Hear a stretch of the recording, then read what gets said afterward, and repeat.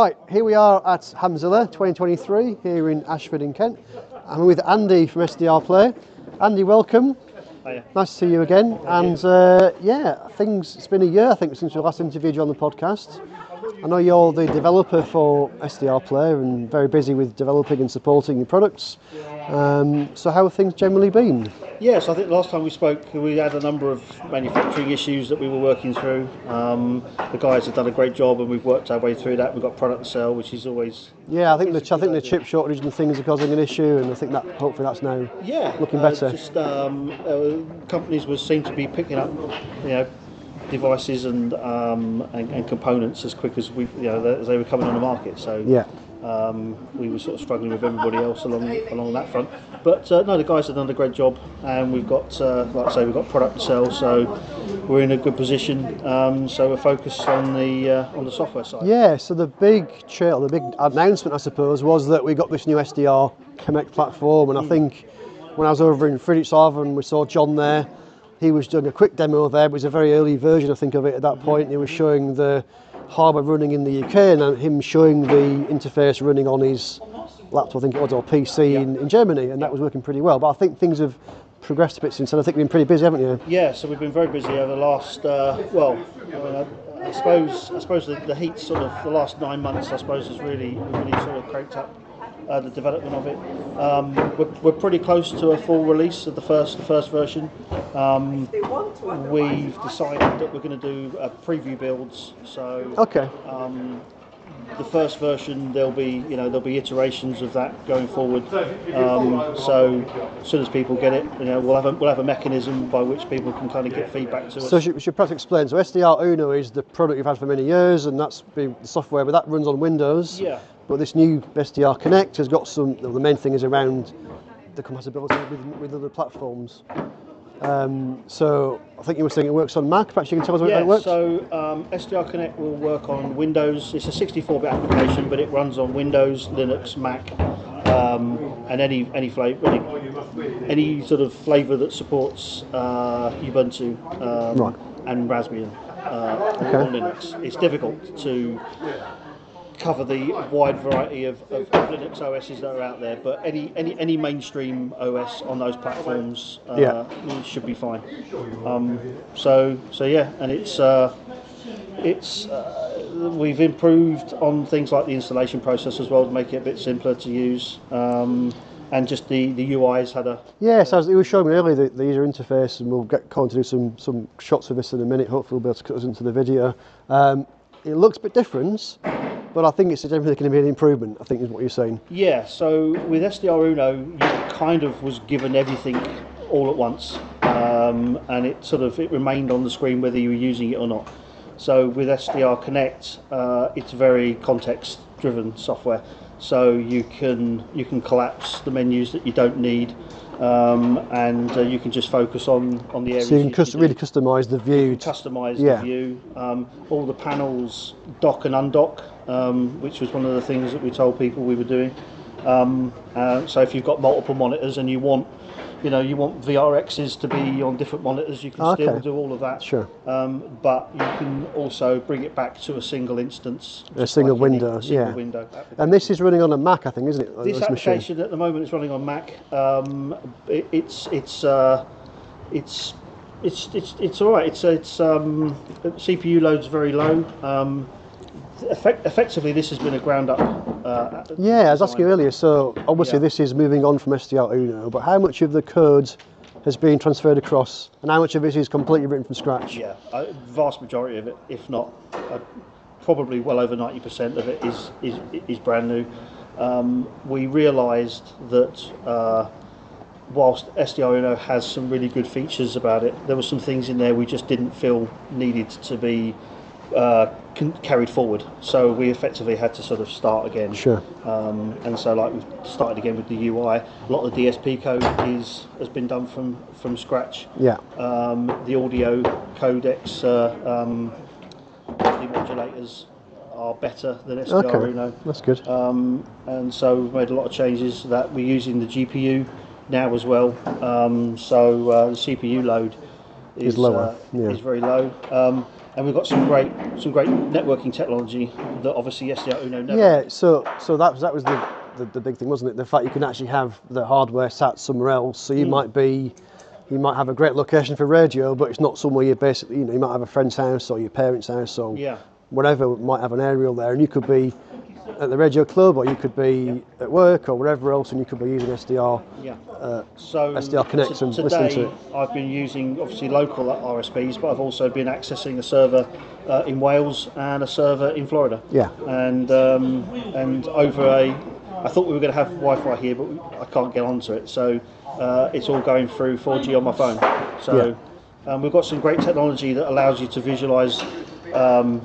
I think I've got 8 megahertz of bandwidth over the 4G connection. 4G network. So it's not requiring a huge amount of bandwidth then, essentially, to be able to do that. No, for an audio system. So you're just sort of tuning and listening. It's very, very low bandwidth. Sure. And this interface is similar across the different platforms, whether it's Windows or unfortunately I don't have the other machines still up and running, but it looks identical and it behaves identical on Mac, Linux and Windows. It's the same interface. And if you're someone that's familiar with using SDR Uno today, how difficult will it be to transition across to this new solution, you think? I think for the power users, the first version will probably be, well, where's this, where's that? Yeah, where's that button to do it? So So we've got a minimum set of features that we are putting into the first build, but obviously it's not going to be anything like, there won't be any scanning, there won't be any scheduler, that sort of stuff.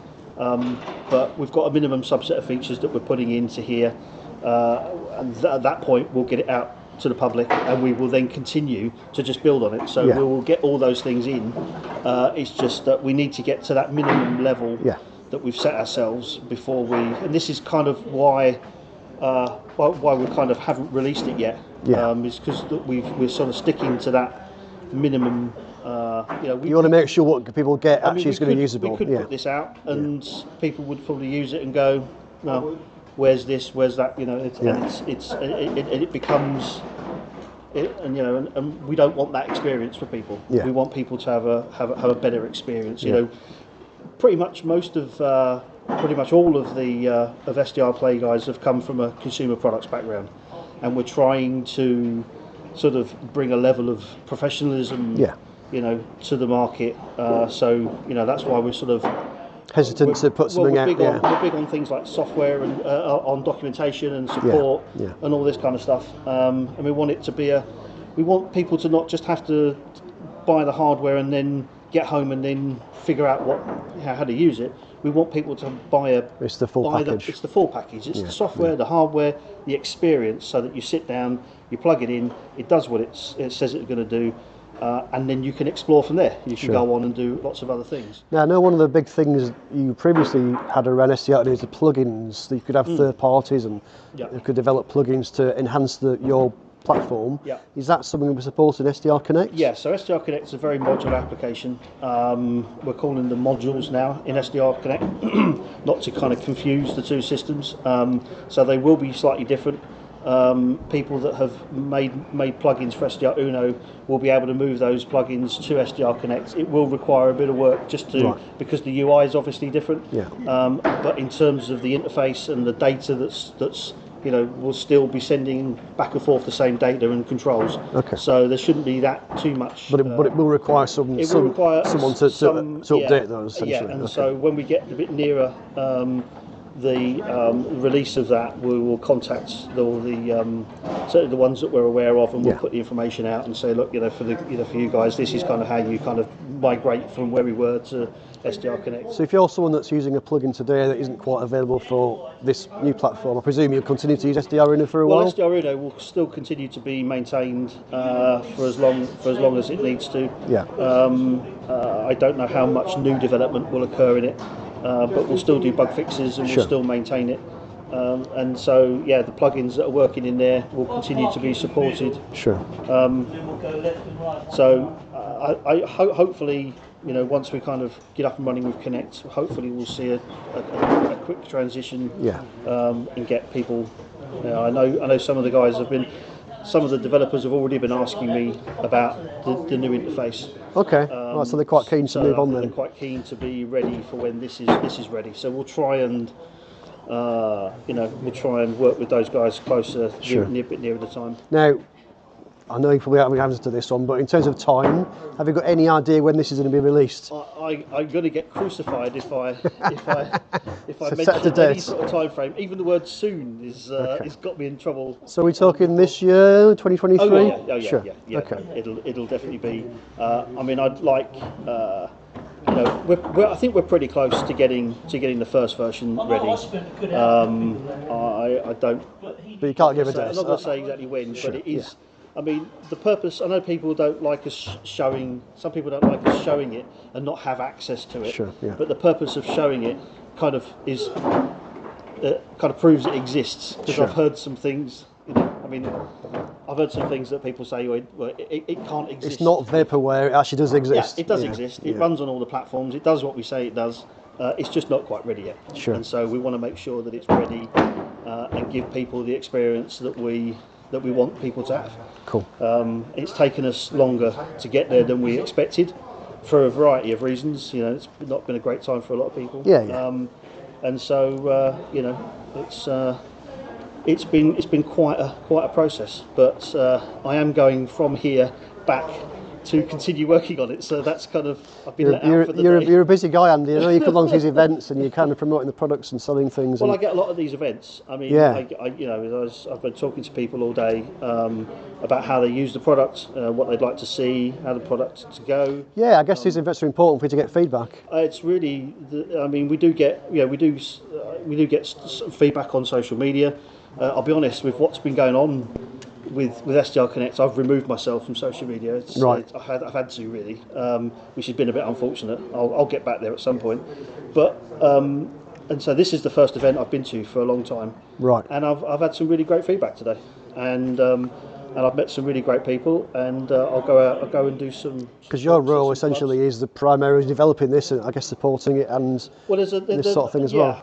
I'm not the only one working on it, but I'm responsible for it being delivered. So I think it's important that kind of come and answer questions to people and talk about where we're going. Cool. The fact that we kind of pride ourselves in being open and transparent, but that has its downsides. Yeah. And the problem that we faced is because when you're too open and transparent, people will sort of say, well, you said it was going to be certain this, expectations and things. Set Yeah. expectations. And whilst we are working as hard as we can, things happen, and things have happened that have made us change. The UI has changed quite a bit. We've kind of liked some things, we haven't liked some other things, and some platforms have been easier to get up and running than others. It's been quite a challenge, and I think if you talk to anybody that's sort of developing this sort of software, they'll probably have a very similar experience, that it's taken them a lot longer than they thought it was originally. I can imagine. Yeah. But it is a priority for us. It does exist. It is coming. We just need a bit more time to make it the product that we want. To finish it off see. And polish it and get it ready. Yeah. Fantastic. So look, Andy, if anyone wants more information about SDRPlay, what's the best place to go? So sdrplay.com/SDRConnect is the page for the software, and there will be updates and stuff on there. John always does posts online when we've got something to say, on the Twitter or social Facebook media, groups, any sort of social media like that. But yeah, so as soon as we've got something ready for people to have a go at, we will get it let out us there. know. We're as keen for people to have a go at it as anybody really. Excellent. But it needs some more work, and then we'll be ready. Fantastic. Andy, thank you very much for your time, and best of luck. Thanks very much. Cheers. Appreciate it.